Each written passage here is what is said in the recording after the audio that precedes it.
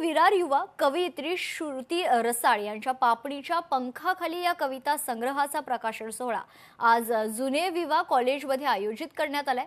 यावेळी कार्यक्रमासाठी प्रमुख पाहुणे म्हणून लोकशाही मराठी न्यूज चॅनलचे संचालक गणेश नायडू, कलाकार प्रदीप विजया, राधाकृष्ण कबरे, मुंबई विद्यापीठ लोककला अकादमी विभाग प्रमुख डॉक्टर गणेश चंदनशिवे उपस्थित होते।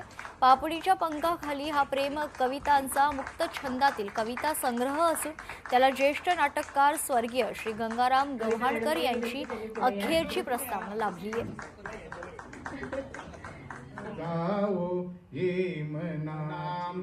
दुर्बलांच्या रक्षणाला दुर्बला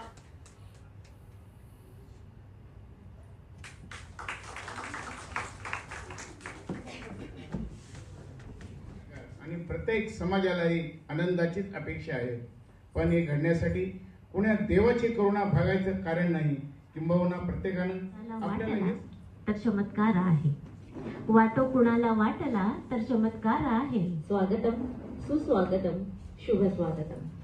मी आपल्या आयोजकांना सत्ताराम म्हात्रे यांना विनंती करते की त्यांनी आपली प्रार्थना। लोकशाही मराठी ऐका, पहा, जागरूक रहा।